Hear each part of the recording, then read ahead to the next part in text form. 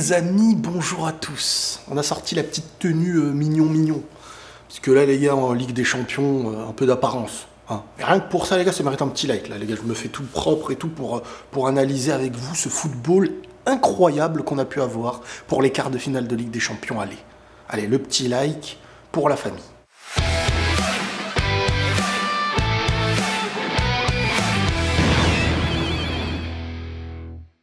Dans cette vidéo, les amis, ce qu'on va faire, c'est qu'on va revenir sur les deux quarts de finale qu'on a analysés, qu'on a vus ensemble. Le premier, donc, Real Madrid-Manchester City, et le deuxième, PSG-Barcelone. On va commencer par PSG-Barcelone, et j'ai sélectionné plusieurs de vos questions. La vidéo risque d'être longue. Installez-vous, mettez-vous bien. Est-ce que c'est Jules Koundé qui a bien géré Mbappé, ou alors il a juste fait un non-match, en parlant de Kylian? Alors écoutez, à ce niveau-là de la compétition, t'as pas de joueur qui fait un non-match, à ce niveau, hein, t'as pas de joueur qui fait un non-match parce qu'il a envie de faire un non-match, parce qu'il n'est pas concentré. Non, tout est mis en place dans l'esprit. Alors il peut y avoir des éléments perturbateurs. Il peut ne pas être au meilleur mentalement par rapport à des choses, mais je suis désolé, c'est le Barça qui empêche d'avoir le meilleur PSG, et c'est le PSG qui empêche d'avoir parfois le meilleur Barça. Et celui qui gagne cette confrontation, c'est celui qui aura été d'une certaine manière meilleur, plus stratégique, plus tactique. C'est un duel à la fois sur le terrain, qu'on a pu constater, collectif entre deux équipes, mais aussi stratégique en fonction des coachs, des remplacements, en fonction du premier choix de l'après-mi-temps de Luis Enrique pour la réponse de Xavi derrière. Donc non, Koundé il fait un gros match, même si au début, là, quand j'ai vu Nuno Mendes, là, ce qu'il allait faire et tout, mais toujours au Barça, il y a la couverture hyper intelligente. Et je trouve que là, on sent que la défense est en place, et au-delà d'être en place, elle a des repères. Vous voyez comment toujours je me bats pour dire, les repères, c'est important dans une équipe. En début de saison, là, si tu tentais Koundé, machin, mais on peut dire merci à Koubarsi, qui s'instaure à son âge comme un titulaire totalement indiscutable. Et là, en fait, chacun sait il a qui avec lui à côté. Donc, Koubarsi sait qu'il a Araujo. Chacun connaît ses points forts, chacun connaît sa manière de jouer. Donc, en fonction de l'action, d'un appel dans ton dos, tac, tu sais couvrir, tu sais moins couvrir, c'est pas un match t'as lui, un match t'as Inigo Martinez, un match t'as Christensen, un match t'as Koundé, un match t'as Koundé à droite, un match t'as Araujo à droite, un match t'as... Là, tu vois, tu te bases sur les éléments qu'il faut avoir à chaque poste. Et un Koundé en début de saison face à Mbappé, là, ça aurait été compliqué pour lui. Et aujourd'hui, c'est lui qui a gagné le duel. Grâce au collectif, à la cohérence, au dédoublement et aux couvertures aussi. Donc non, ce n'est pas une histoire de non-match. Ça n'existe pas le non-match pour le non-match. Moi, en tout cas, pour moi, tout a une raison à ce niveau-là. Penses-tu que Rafinha peut rentrer dans une nouvelle dimension? Ah, ça y est, on arrive. On y arrive là, ça y est. Alors les questions, j'imagine, j'anticipe. Est-ce qu'on est la meilleure équipe? Est-ce qu'on peut gagner la Ligue des Champions? Je rigole. Non, je peux comprendre. De base, Rafinha, s'il a été recruté au Barça, c'est que c'est un joueur qui, de base, est capable. Il joue avec le Brésil, il est titulaire très souvent. Rafinha, il a quand même de sacrés points forts quand il est à son niveau, quand il sait ce qui est mis en place. J'ai vraiment l'impression que là, le Barça sait ce qui est mis en place. Mais vous savez, et je reviendrai sur ce sujet-là, parce que c'est vrai que j'ai pu peut-être mal me faire comprendre. Je préfère dire ça que vous m'avez mal compris. J'ai peut-être pu me faire mal comprendre. Vous vous rappelez quand j'évoque le milieu du Barça, quand je n'ai jamais dit qu'un Pedri doit être remplaçant, qu'un Gundogan doit être remplaçant, qu'un De Jong doit être remplaçant, qu'un Gavi doit être remplaçant. Mais je prends en compte les éléments présents. Sauf qu'aucun d'eux, tu peux les mettre remplaçants. Mais quand ils sont tous pas blessés, il y a un problème. Il y a un problème quand ils ne sont tous pas blessés. Et là, pour l'instant, on a toujours eu des blessés, donc ça arrange d'une certaine manière l'idée de mettre ceux qui sont présents, que tu ne peux pas mettre sur le banc. Mais on a vu que si tu les mets tous, il y a... Et là, je parle d'un match où ça ne sera pas forcément autant ouvert, hein, parce qu'hier, c'est un match ouvert. Comme le Real City, c'est ouvert. Mais il y a des matchs où c'est pas ouvert, et tu peux être dominé, Et tu as beaucoup de joueurs qui, sans ballon, Gundogan, Pedri, etc., c'est plus des joueurs balle au pied. Alors là, quand ils ont le ballon, ils te prennent et ils te conservent, ils te font des choses exceptionnelles. Et moi, ce que j'ai expliqué, c'est qu'on a vu quand le Barça mettait une polyvalence au milieu de terrain. Je sais pas, il y avait Firmin, il y avait Gundogan, il y avait Christensen. Là, tu sentais, tac, voilà, chacun dans un rôle. Lui, il défend, lui, il conserve, lui, il est plus haut.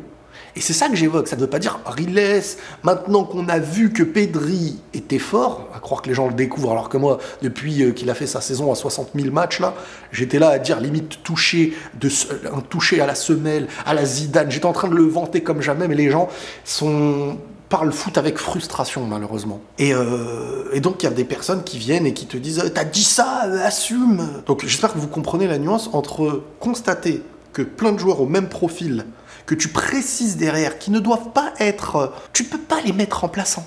Donc tu te poses la question de comment trouver la polyvalence de plusieurs joueurs qui ont un style en commun de conservation, dont tu ne peux pas les mettre sur le banc. Tu ne peux pas les mettre sur le banc. Donc les blessures ont arrangé parfois les compos. On ne parle pas d'arranger en mode « Ah, c'est bien, on a des blessés, hein, vous m'avez compris. » C'est que tu sais qui tu vas mettre. Mais qu'est-ce que tu vas faire quand ils seront tous là? Si derrière, en plus, tu recrutes, je sais pas, tu prends un Kimmich, Gundogan, De Jong, Pedri, Gavi. T'en mets 3, t'en mets 4, t'en mets 5. Qui tu mets sur le banc? Donc, et puis t'as Firmine derrière, et puis... Donc c'est ça le questionnement, les gars. Le questionnement ne veut pas dire que j'ai la réponse. Donc maintenant, concernant Rafinha, bah moi je pense que c'est un joueur... vous savez, en Ligue des Champions, c'est ça qui est beau, c'est que déjà tu vas donner tout ce que t'as, t'es conditionné, c'est un match. Il n'y a pas de... Avant ce match, t'as 30 points d'un retard, de match... Non, non, non. Ligue des Champions, c'est... Là, ça, t'es plus en groupe. Là, t'as gagné le match aller, le retour et tout. On risque de voir encore peut-être un gros Rafinha. Maintenant, bien sûr, en championnat, qu'est-ce que ça va donner? Cohérence. Est-ce que le Barça a trouvé sa cohérence? Et ça peut faire de bonnes choses. D'après toi, que faut-il au PSG pour renverser la tendance au match retour? Bah, il faut un match solide. Il faut un match mentalement dominateur. Il faut marquer très très vite. Il faut un grand Mbappé. On va pas se mentir. Le PSG, si t'as pas un grand Mbappé... Je ne vois pas le PSG gagner la Ligue des Champions. Par contre, si tu as un grand Mbappé... C'est ça, faites le constat par vous-même. Mbappé absent, le PSG perdant. Mbappé présent, enfin, du moins les grandes victoires, c'est souvent avec un Mbappé présent. Malheureusement, en ce moment, il n'est pas du tout en forme. Il a la tête ailleurs, je ne sais pas ce qu'il a, le kiki, mais en ce moment, il n'est pas dedans. Et à ce niveau-là, c'est pas pardonnable. D'après toi, que faut-il donc au PSG pour renverser la tendance? Bah, il va falloir faire le meilleur match de leur saison. Sauf qu'on n'a pas vu le PSG à l'extérieur faire un des meilleurs matchs de leur saison. Donc il faut un Barça qui s'écroule. Mais comment? Je sais pas. Les grandes équipes pourraient-elles pas trouver le moyen de rendre Mbappé invisible dans les matchs avec une défense à 2 bien large? Moi, mon constat, je parle d'un constat, le Mbappé actuel est un Mbappé dépendant d'un collectif.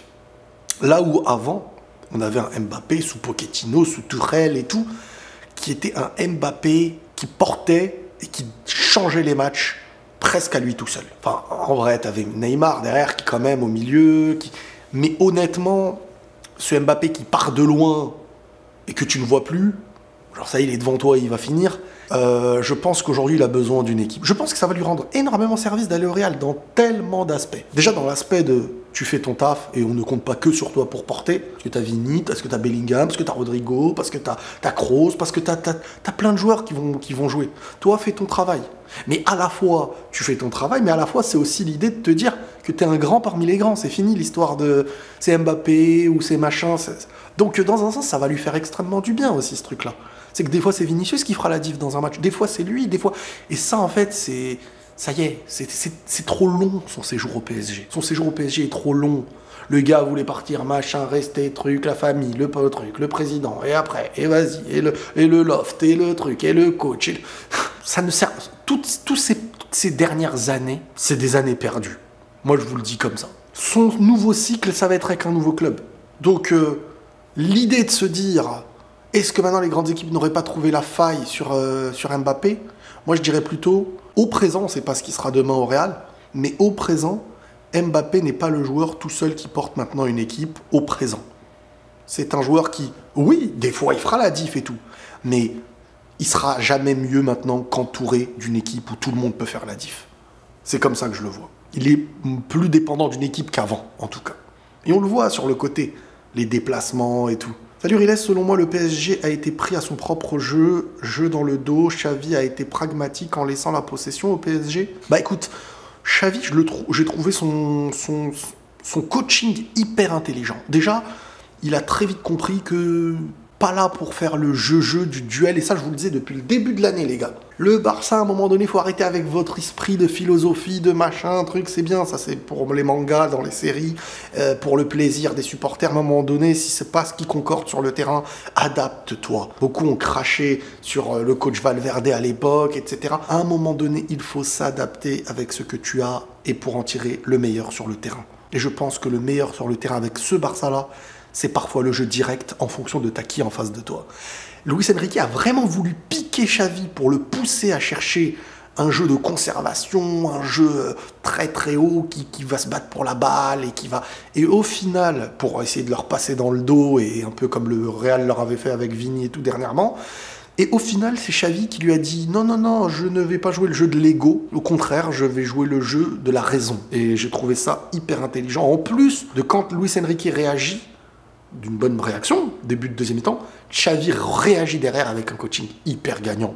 Chapeau. S'il y a une finale Real-Barça, penses-tu que le Barça arrive à imposer un rapport de force au Classico au Real, plus profitable au Barça, et à empêcher le Real d'activer son mode Ligue des Champions? Le Barça a eu une chance de gagner... Alors, attends. Là, il y a beaucoup de théories. Déjà, pour moi, aujourd'hui, le Barça a plus de chances d'aller en finale de Ligue des Champions que le Real. Qui aurait pu entendre ça il y a quelques mois avant les tirages au sort? Après, tu tombes contre City. Ensuite, City qui accueille au retour. Ensuite, tu as peut-être le Bayern ou l'Arsenal. Donc, c'est chaud. Aujourd'hui, le Barça a plus de chances d'aller en finale que le Real. C'est une dinguerie. J'aurais jamais pensé dire ça sur les dernières années. Ensuite, si le Real, par bonheur, arrive à se retrouver en finale, et que le Classico est remporté par le Barça, là on est beaucoup dans beaucoup de si, hein, c'est dur dans le foot d'avoir autant de si. Si le Barça bat le Real dans un Classico avec une... Tu sens que stratégiquement, ils sont repassés devant, dans une stratégie, dans un... Bah là, peut-être que oui, psychologiquement, mais si le Real va en finale, c'est qu'ils ont quand même éliminé Arsenal et City ou le Bayern en plus. Donc ils seront dans un état d'esprit où est-ce que c'est le Barça que tu as réussi à vraiment éteindre cette année qui va te...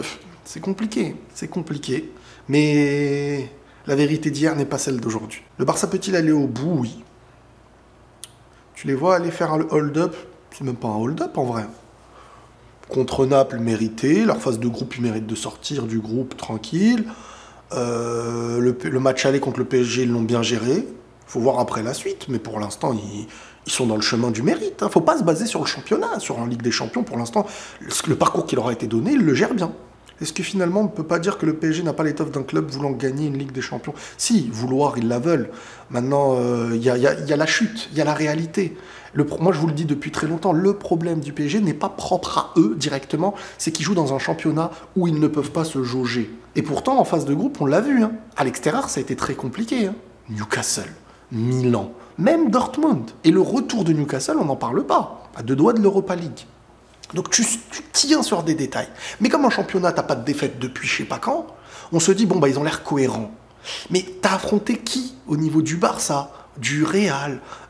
Déjà, Milan, c'est pas ce niveau-là. Newcastle, c'est pas ce niveau-là. Et Dortmund, là, ils ont perdu l'aller contre l'Atlético, qui est une équipe qui se fait taper par le Barça très souvent, mais qui peut taper n'importe qui, on est d'accord. Donc, le problème, c'est que le PSG, dans sa manière de se jauger, là, découvre et réalise des choses, malheureusement. Et ça, c'est ça où tu peux pas arriver en quart de finale au mois d'avril et ne pas avoir pu te jauger, réaliser le changement de la réalité, quoi. En tant que madrilène, est-ce que la performance d'Mbappé ne t'interloque par rapport à son attitude et ses efforts, surtout quand tu vois le travail qu'ont abattu Vini?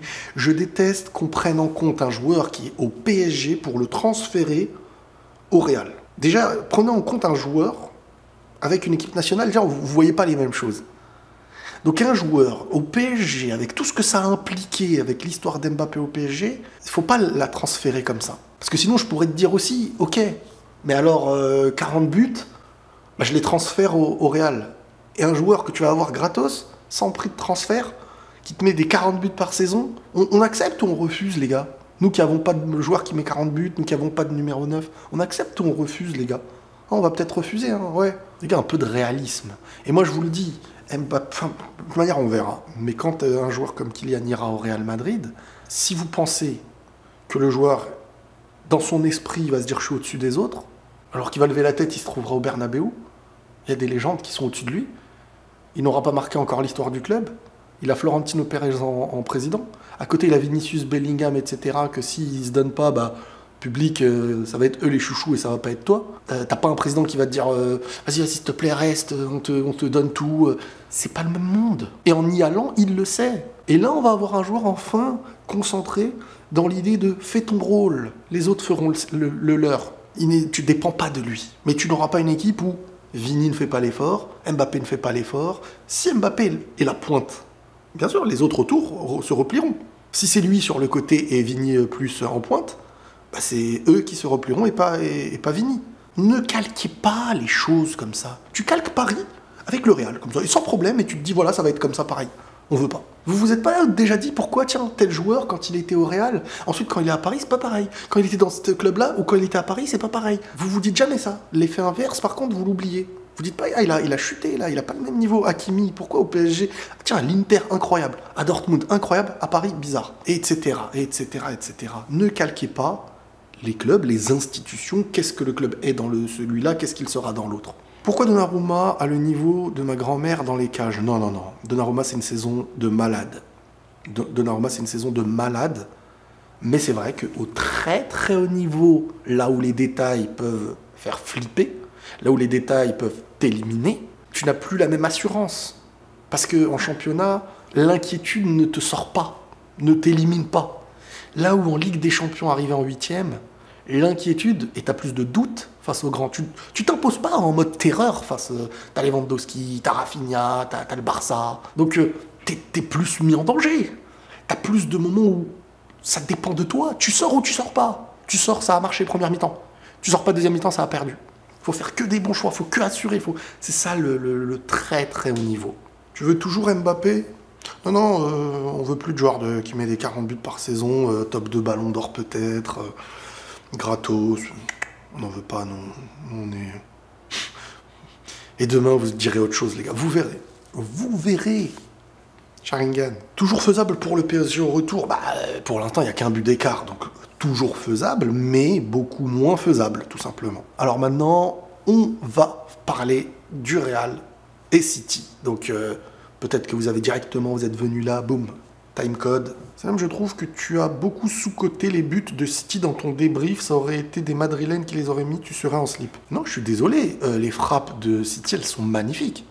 Elles sont magnifiques. Foden, incroyable, sa frappasse. Et Guardiola, incroyable. Maintenant, quand tu veux analyser les choses en tant que Madrilène, tu dis purée, c'est perturbant parce que défensivement, tu ne t'es pas senti troué dans ta défense. C'est juste le deuxième rideau qui... C'est comme si, je sais pas, tu te manges... Imaginons que tu te manges une frappe du milieu de terrain en lob à ton gardien. Tout comme le premier but que tu te manges sur le coup franc. Il te frustre, ce but. Parce qu'en vrai, c'est un but que tu te manges en étant en place. Mais c'est le foot. Bien sûr que si c'est toi qui le mets, je serais content. Mais si c'est pas moi qui le mets, je serais pas content. Tu me demandes d'être content à la place de City ou de l'analyser.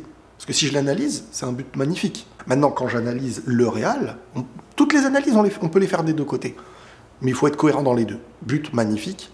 Mais dans ce qui a été mis en place, c'était bien joué du Real. C'est pas une action où c'est mal joué en soi du Real. C'est ça que je veux dire, c'est plus un exploit, une frappe de loin comme ça, que tu as déstabilisé une défense et marqué. Tout comme la frappe de comment elle s'appelle, la frappe de Camavinga. Je veux dire, un tir contré, machin. Là-dessus, tu peux pas réellement en vouloir à City. La frappe ensuite de Valverde, tu te dis... Voilà, Vini, il est là, on le laisse centrer. Deuxième poteau, il n'y a personne sur Valverde. Boum, grosse frappe. Qui était sur Valverde? Pourquoi il n'y a pas eu de repli? Pourquoi? Et tu vois, et en fait, je me dis, le Real, le but de Rodrigo, c'est que tu as percé la défense sur une passe. Donc, tu as exploité leur montée plus haute pour... Mais ça ne veut pas minimiser ce que City fait. C'est juste que je me mets dans l'esprit du Real et je me dis... T'étais en place, on t'a pas fait une action où on est passé dans ton dos, où on a réussi à faire... Tu vois, comme l'année dernière à l'Etihad, quand tu fais la passe à Bernardo, qui se retrouve, ça y est, devant le goal, et qui t'enroule le ballon premier poteau. Là, tu te dis, purée, là, ça y est, ils t'ont tué sur la passe, c'est toi, t'étais pas bien placé. Mais là, en fait, tu te dis, tu fais un match où en plus, derrière, tu les perturbes plusieurs fois. À ça, des fois, de faire le tacle du carton rouge pour City, parce que première fois, Bellingham, il pousse la balle, mais heureusement que le défenseur, il touche le ballon en premier. Deuxième fois sur Vini, c'est pareil. C'est-à-dire que Toi, tu les déstabilises et tout, là où toi, c'est la possession, le jeu de City, et avec toutes les armes qu'ils ont. Mais moi, je prends l'analyse de mon côté, comme si j'étais le coach du Real, et je me dis, purée, on a mis les choses en place, bien, ça se joue à, non pas une déstabilisation, mais à cette frappasse, à ce coup de génie de Bernardo, des choses qui, les gars, faut être plus concentrés sur des détails. Parce que vous n'avez pas été troué dans votre défense. Vous avez juste un peu sous-estimé la distance de l'adversaire où il porte le ballon. Et le goal, sur le premier but, tu peux pas te manger ça, mon gars. T'as Bernardo Silva, tu sais que le gars, il est inspiré. Il peut tout faire. Donc tout autant que tu te dis qu'il peut centrer, tout autant tu te dis qu'il peut tirer. Et tu vois, c'est des choses comme ça que je me dis, en fait. Et bien sûr que j'ai le droit de me poser la question que s'il y avait Courtois, tout comme vous avez le droit de vous poser la question que s'il y avait Walker. Est-ce que tu penses que si le Real joue en retour de la même façon qu'en première mi-temps du match aller, il y aura une chance de se qualifier? Ça dépendra de la physionomie du match. Tu peux pas dire City peut-être jouera différemment. En tout cas, voilà, c'est une finale, mais à l'extérieur. Ça va être très difficile, mais c'est ta saison en Ligue des Champions là que tu joues. Donc, faut tout donner, mais tu peux pas savoir à l'avance. Salem Riles, lors du match hier, je me demandais s'il fallait pas sortir Bellingham et faire jouer Brahim, j'avais l'impression... Alors ça c'est intéressant parce qu'il y a plein de gens qui n'ont pas compris aussi ce que je disais, parce que c'est une facilité de dire, tu sors Bellingham, tu fais entrer Brahim. Contre City, il te faut un milieu à 4. Donc si tu sors Bellingham, tu mets Modric. Si tu sors Rodrigo ou Vinicius, là tu peux mettre Brahim. Mais Bellingham, tu le sors pas donc Bellingham, 4e milieu, qui est vraiment dans l'effort défensif, faut pas l'oublier. Si tu mets Brahim, tu as 3 joueurs offensifs. Qui a le ballon dans le match en grande majorité? City.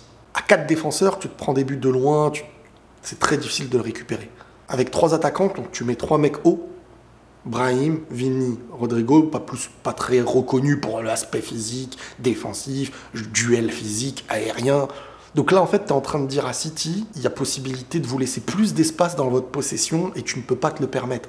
Tu ne te permets pas 3 milieux contre City qui a la possession et qui est en train de t'épuiser en deuxième mi-temps. Donc soit tu condenses le milieu et tu fais un changement offensif, soit Brahim pour Rodrigo ou Brahim pour Vini, mais pas l'inverse. Vini, c'est ta seule cartouche qui te permet de passer réellement dans le dos, même si dans la première mi-temps, il y a quand même eu l'appel de Rodrigo. Mais Vini, c'est un peu plus cet aspect de passer dans le dos par sa vitesse. Donc si tu sors Vini, tu fais rentrer Brahim et Rodrigo, en faisant aussi sortir Bellingham, eh ben, tu te retrouves dans une position où c'est non plus par la vitesse dans le dos, mais par la déstabilisation technique. Mais tu es quand même une équipe qui recule beaucoup. Donc tu peux plus avoir ton jeu rapide de jeu direct dans le dos ou de transition, parce que pour passer dans le dos, fin de match de Rodrigo qui n'a plus la même fraîcheur qu'en première mi-temps, Brahim Diaz, c'est pas un joueur qui court dans le dos sur une grande moitié de terrain. Donc ça n'aurait pas été pour moi le meilleur choix de faire sortir Bellingham. Bellingham, tu peux le retrouver dans la zone en cours de match,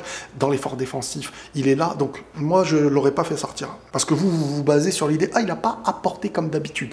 Mais si Bellingham, vous lui dites, on est un milieu qui défend, toi fais que ton rôle de numéro 10 ou que ton rôle de faux neuf si on veut, il est beaucoup plus lucide, à chaque touche de balle, il y a moins de facilité de la perdre, plus technique, plus à l'aise, mais là on lui demande d'avoir un aspect défensif. Et quand il pourra, s'il peut, il aura cet aspect offensif. Mais sur ce match-là, on ne demande pas à Bellingham. Regardez les occasions, c'est qui? Vous avez vu, à part l'action où il met le crochet et frappe du gauche, hormis ça, globalement, c'est Vini Rodrigo qui partent le plus haut possible.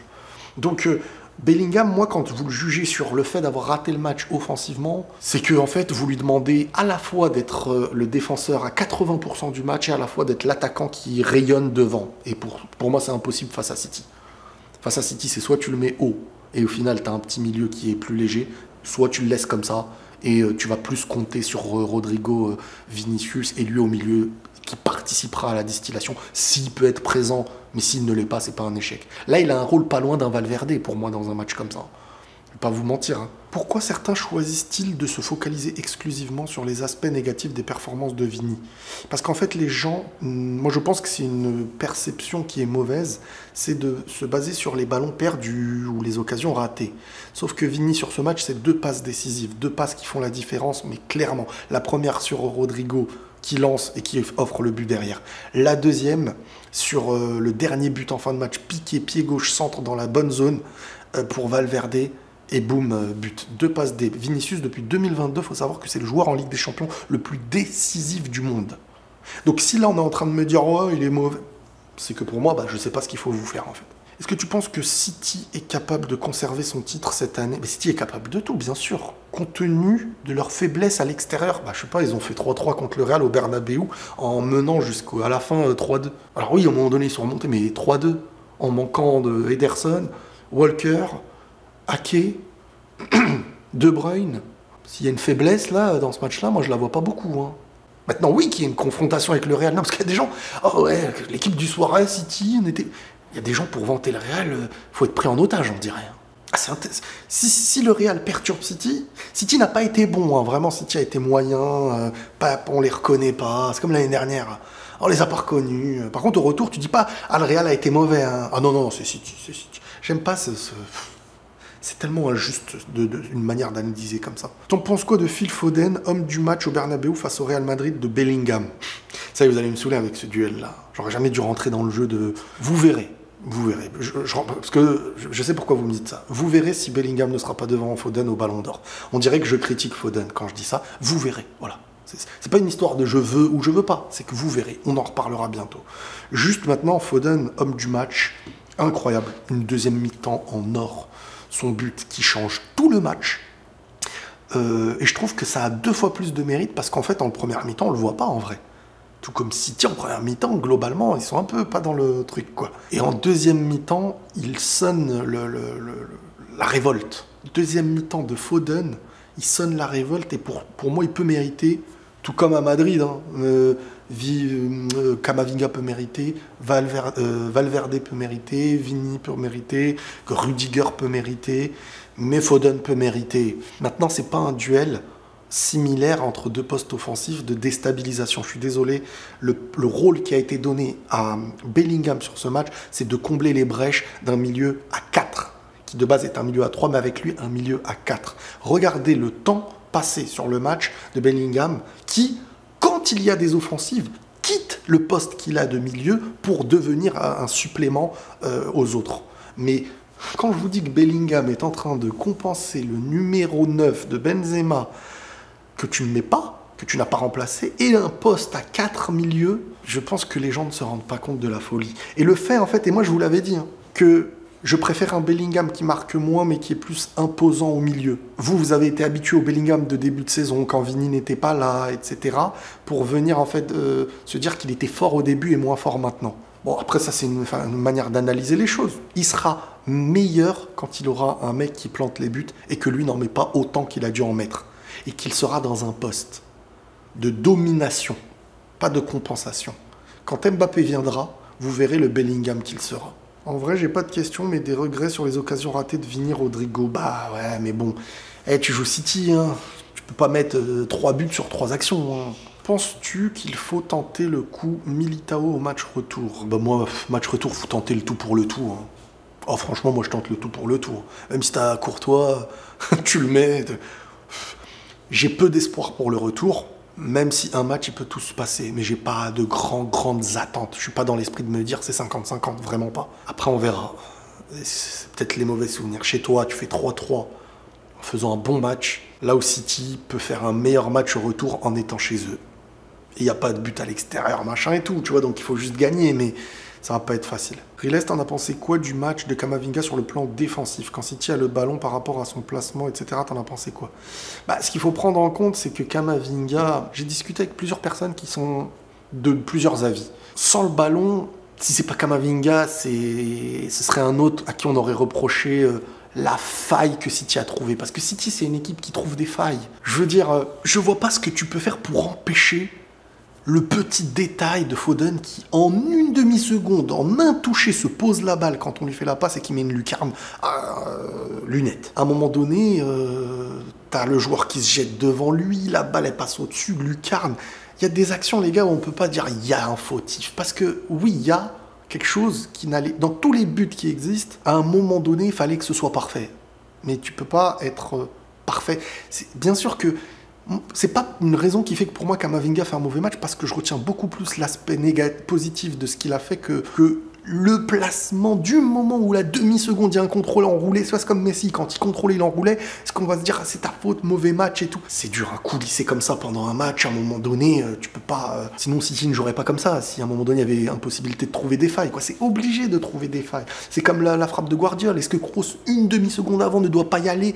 C'est dur, ça t'épuise, c'est compliqué. Donc moi, je retiens pas spécialement ça, je trouve que l'aspect défensif, il y a eu beaucoup de récupération aussi, des récupérations additionnelles à des remontées de balles qui ont fait du bien. Maintenant, oui, des fois, il fallait aller plus haut, et des fois, le plus haut, c'est en allant plus haut, une perte de balle de notre équipe, et donc on fait une passe dans notre dos, mais City aussi, c'était le cas. Sauf que c'est un duel de qui va remporter son choix tactique. Bien sûr qu'on peut se dire, ouais, mais si là, il avait été là, si là, il avait été là, est-ce qu'il est celui qui pénalise le match? Pour moi, non. Pour moi, non. On ne peut pas dire ça sur une frappe de loin pleine lucarne et une frappe du droit de Guardiola, je ne sais pas combien de mètres. Et premier but, coup de génie, côté gauche du mur, premier poteau, le gardien qui se fait trouer bêtement. C'est ni une faute de Tchouaméni sur l'action, c'est ni la faute de Camavinga, c'est une faute, tu ne peux pas, le Nîmes ne peut pas se la manger. Celle-là, c'est un coup franc, je ne sais pas combien de mètres. À la rigueur, tu me dis à centre, tête, là tu te dis purée, la faute elle était bête. Mais un centre, un but comme ça au sol, pour moi, c'est trop. Vous savez, le truc stressant que je me dis, c'est que Tchouaméni, en étant titulaire, c'est 0 défaite cette saison et le joueur est absent la semaine prochaine. Est-ce que la statistique ne va pas faire mal au crâne? Penses-tu que le premier but est bien joué de la part de Bernardo ou Lounine fait une erreur? Bah, Lounine fait une erreur et c'est bien joué de Bernardo, bien entendu. C'est une action qui pousse un goal à faire une erreur, quoi. Pourquoi certains chroniqueurs de la chaîne L'équipe sont toujours aigris quand le Real Madrid s'en sort bien dans les matchs? Ils sont tous aigris, tout le monde en dehors de la France dit que le match... Mais bien sûr, mais pas que... Non, non, non. RMC et tout, ils ont dit des très bonnes choses sur le match. Tout le monde a dit purée, c'est un match, le niveau du... Et quand je vois sur l'équipe, franchement, ça me frustre de voir ça, en fait. Ils sont posés, et pourtant je les aime bien. Hein. Encore une fois, je suis pas là à dire ne regardez pas. Non, c'est amusant des fois même. Mais il y a des gars à l'avance, tu sais, en fonction de quel joueur ils préfèrent et quelle équipe ils préfèrent et quel coach ils préfèrent. Et quand une équipe comme le Real va faire un bon résultat en fonction de quelle équipe en face, tu sais à l'avance. Je vous écris les discours de chacun avant de regarder. Donc à un moment donné, tu dis les gars, s'il vous plaît, un petit effort. C'est pas parce que c'est le Real. Le match d'hier, c'est un match magnifique d'avant-hier. Un match magnifique, le Real City, mais la confrontation du début à la fin, il y a des choses. Ouais, match moyen. Même le timbre de voix, tu peux pas avoir un timbre de voix. Il n'y a pas de passion ou quoi? Bref, quand City va gagner au retour, chez eux, vous verrez. Vous verrez comment la passion va revenir pour certains. Donc voilà les amis, hein, globalement, bon... Les matchs retour arrivent très très vite, mardi et mercredi prochain. Ça va pas être facile, mais tout peut se passer dans les 4 quarts de finale. Tout peut se passer au retour. Et rien n'est obligatoirement terminé. Voilà les amis, prenez tous soin de vous. Et n'oubliez pas de liker les gars. Que vous likez tout le monde sauf Bibi. Et c'est à cause de vous que Bébert, il veut s'enfuir. Prenez tous soin de vous et la paix sur vous.